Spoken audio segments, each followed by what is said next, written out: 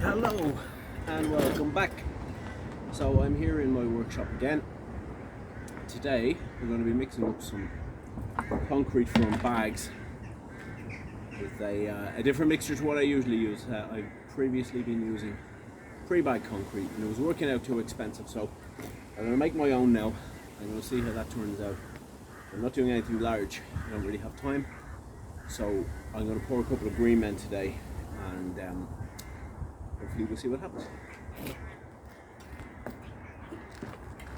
So the recipe that I've been given is 2 units of the mortar sand, 1 unit of cement, and 1 unit of paving sand. The difference is the paving sand is much coarser.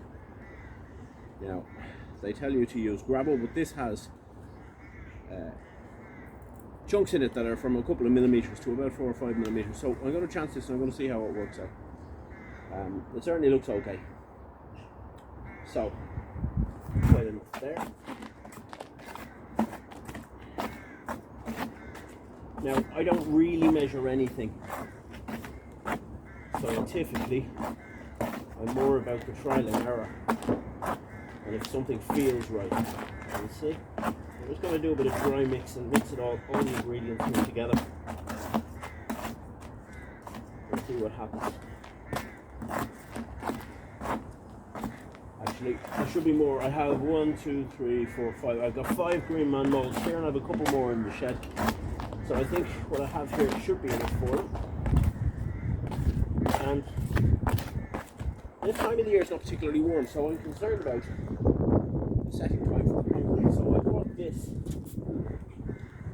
which is an accelerator for concrete, and it supposedly cuts the setting time down in half, so you only need to leave it for half the time in the molds. Again, this is all experimentation. I'm going to see how it happens, how it works out. Yeah, just give that a bit of a dry mixing. Now I'm going to add some water.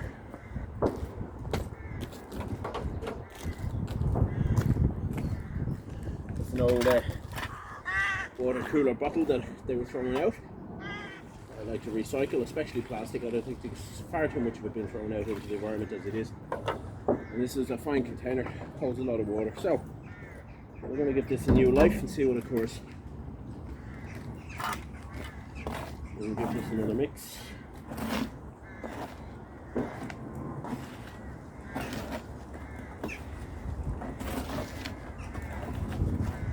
Now I can already see the mixture is too wet. I've added too much water for the amount of dry ingredients that's there, so I'm just going to have to put some more in.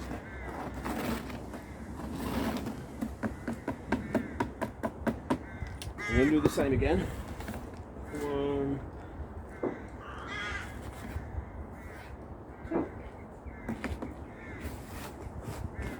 1,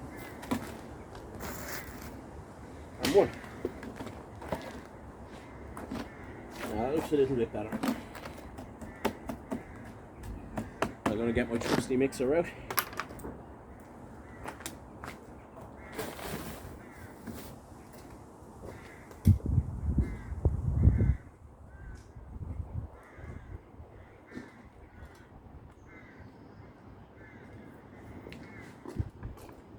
Lidl's finest. Absolutely ideal for this job. I'm not using big quantities of anything, so this will do the trick.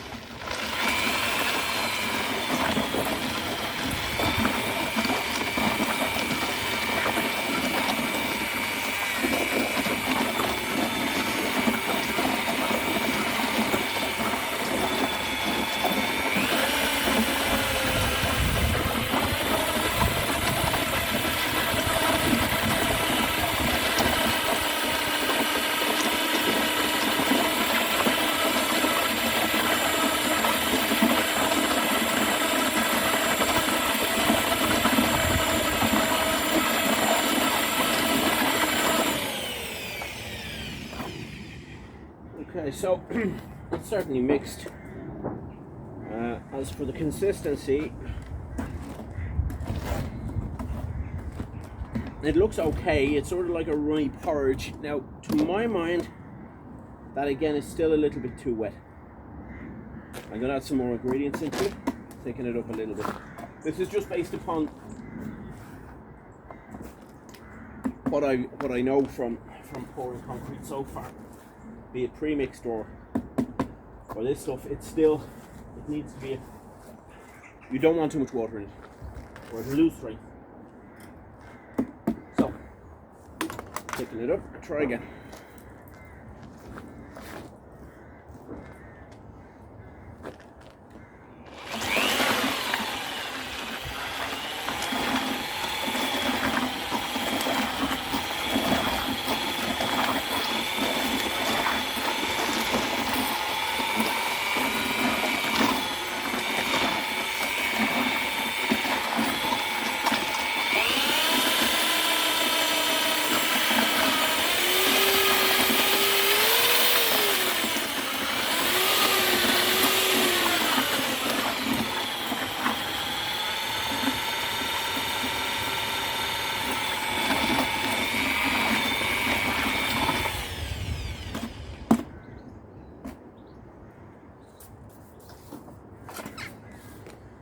Okay, so this is what it looks like now.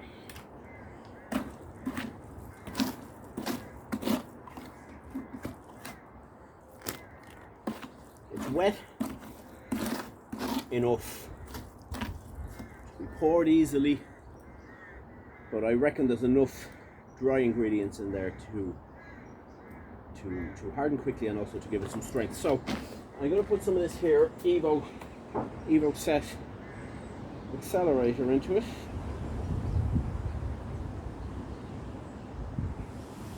It probably would have been an idea to read up on how much I needed, and I have no idea because I didn't read. It just came straight from work. So I'm going to put in a splash, we'll say a splash, okay? See how we get on with that. And we'll see if this speeds up the hardening time.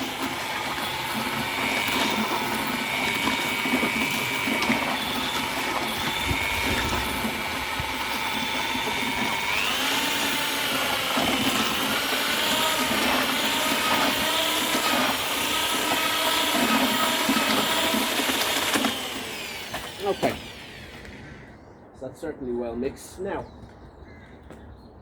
we're going to pour a couple of small greenman moulds, which I just happen to have here. We'll just go through a couple of things that I like to do.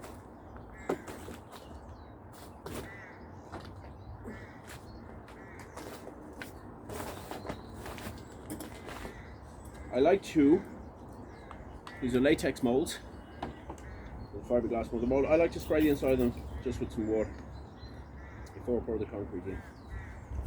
And I find that this reduces bubbles near the surface because of the surface tension.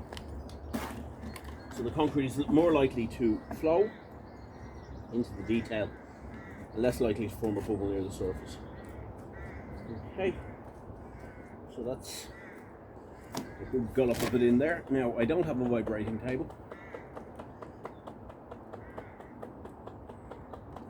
so I'm just going to shake it like this, and the reason we do this is to release any other bubbles that might be in there, and it really does make a difference.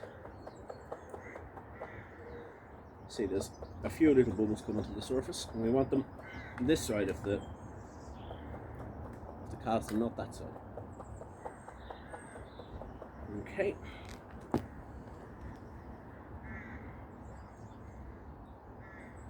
Now I have my wire hanger. It's just an ordinary thin piece of wire that I've bent so that it holds on to the concrete and that it supports the weight of our greenman here. Okay. So that's what she looks like, and I'm going to put her indoors. I'm going to leave it to harden.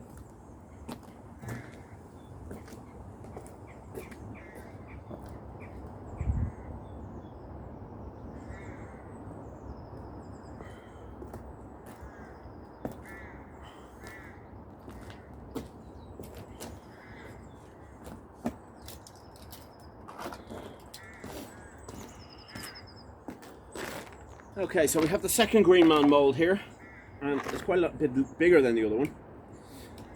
So I'm just going to show you how I make the hooks for hanging. This is a coat hanger. I have thousands of them at home. I don't have that many clothes, but I have a lot of coat hangers. Simply straighten it out, cut the chunk off, straighten it out like this. And I like to bend it over like this, so that this bit gets embedded in the concrete and it holds the weight. These aren't particularly heavy items, but I did one time use a section of washing line which was a very, shall we say, there was no, it was just smooth, and I didn't put a knot in or anything like that, and it was hanging outside, and it literally just pulled through. Now it's not common, but once it happens once, you tend to learn from it. So I'm going to give this greenman mould a spray as well, so we don't have any bubbles, hopefully.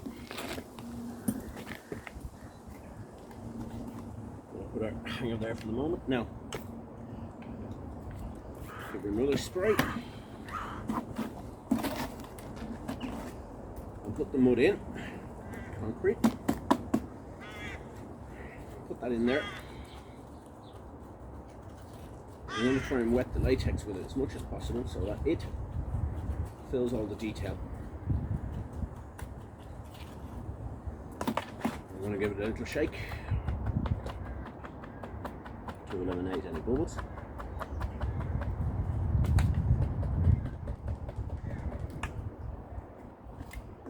We'll add some more concrete. That should be less than I think. Maybe so.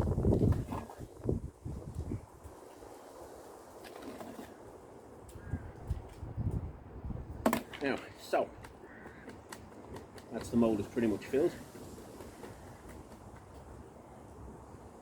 and it sits there beautifully in that mother mould. And to my mind, the mother moulds are definitely worth the extra expense. If you have a mould like this is heavy now. I mean, I'm not sure exactly how much. It certainly weighs 5 or 6 pounds. Wet cement, wet concrete. So if it wasn't for the mother mould, it would distort and it would lose its shape, and it would probably spill the concrete out all over the place. Now here's our little hanger hook. I'm inserted in the top.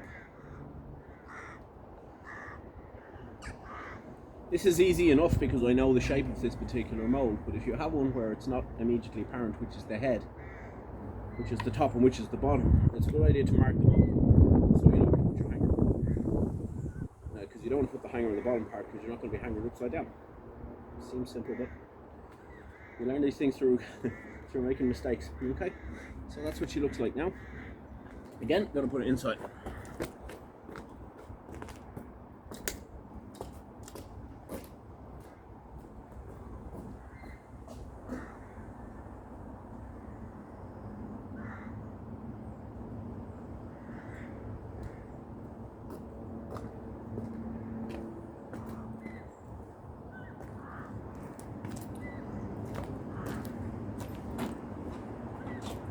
Now, you have yet another greenman. This is a fine big mould. Fine big mould. And again, this has a fiberglass mother layer. Give it a spray of water.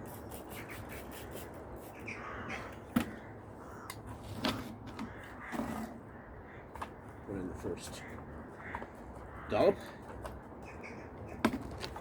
Give it a sloosh. Just want to make sure that it's sitting correctly in our mother mold. Yeah, it seems to be okay.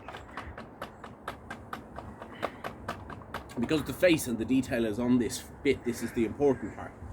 I don't want any bubbles in the first pour of it, so that's why I'm shaking it here. Okay, we'll see a few bubbles are starting to emerge. It's quite a big one. Okay, so here is a hook that I happen to have. Put more concrete in there.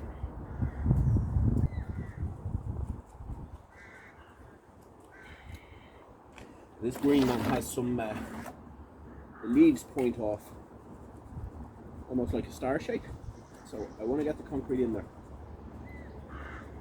It continues under the visible part of the mold, if that makes any sense. I want to get all of it filled out. This is quite heavy. When it's ready, it's heavy.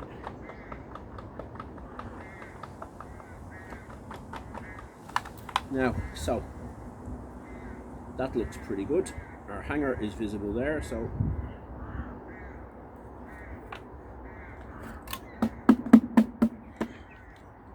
going to scrape off some of that. I'm going to give it another shake, make it even. Yeah, now, so that looks okay. I'm going to put it inside. Now, the reason I'm putting them inside now is because I don't want to have to do it later. I don't know how quickly this stuff is going to start setting, so I don't want to disturb the green men and the moulds once they start to set. So I'm going to do it now.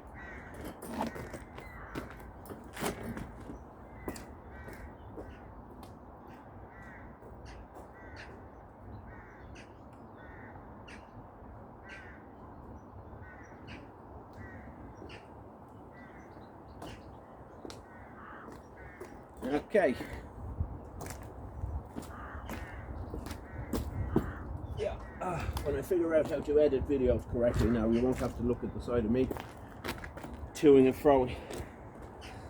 But for now, I don't know any better. I only got a tripod there today, so here we are. Same procedure, give it a little squirt. Already now I've nearly used the bit of concrete that I mixed. And just those few items. These are pretty big moulds. They use quite a lot of material. Okay, so we're going to give her a little shake now. I don't know why I keep saying her. I mean, I'm all green person, whatever you like to call it.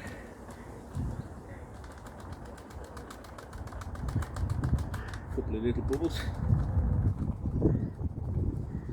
Some people get a vibrating table. Some people recommend a vibrating table. Now I had one. It wasn't a vibrating table exactly. It was a vibrating fitness plate.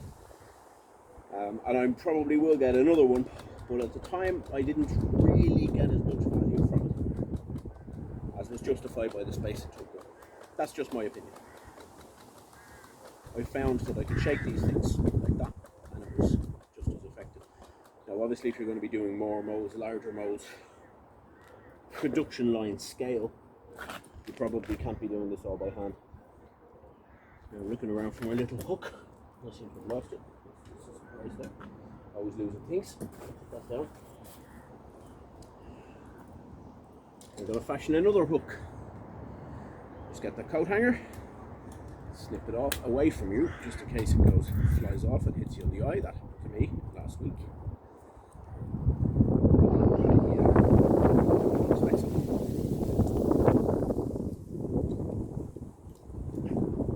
I'll just twist her up like this. Push like that. Now, so there's a T on the top because this mould, for all practical purposes, looks the same either direction. So you can see there's a T. The T stands for the top. That's where we put the hook. Give her a shake, fill up the hook, and I'm going to put her away.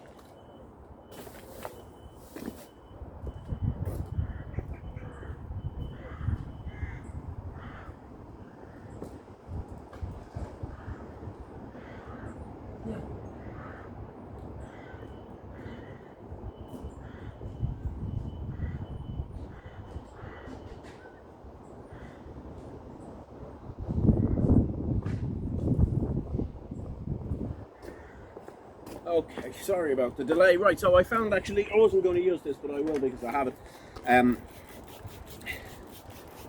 This is my favourite greenman mould, and this is the one that I've used by far the most of. I have it, first one that I purchased, and I have a lot of them around. We'll get to painting demos at some point, so I'll just do a quick one of those. I have enough concrete left to comfortably fill it, I think.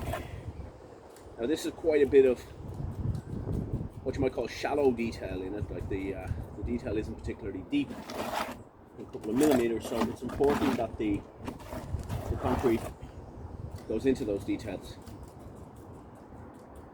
and that it doesn't bubble as much.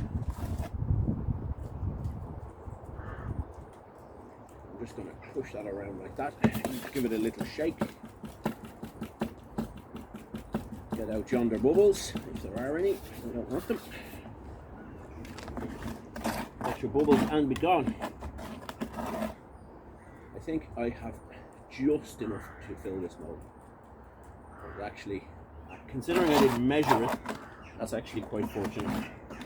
I don't have to make another one go through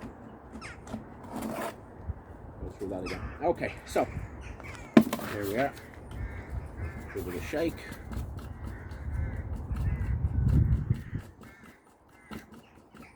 Seems okay. Now I haven't got a mother mold exactly for this. I made this from plaster of Paris bandages. So, and the greenman was actually in the mold, upside down. Layers of plaster of Paris bandages over the top, and I formed another mold over the top of that. Very, very cheap way of doing it.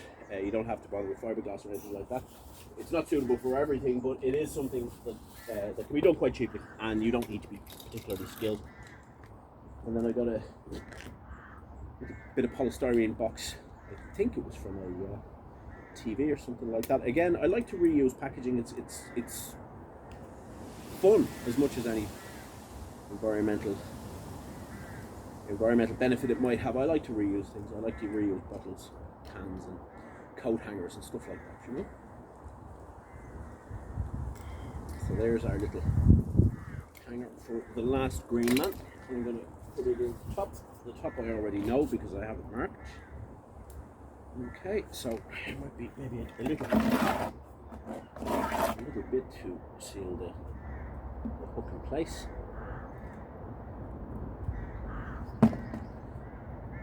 And we'll give it a shake.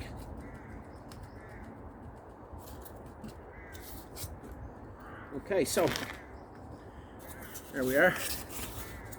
That's our green man ready to go. We'll set that aside, and I'm going to make up a bit more concrete. I'll talk to you a little bit later.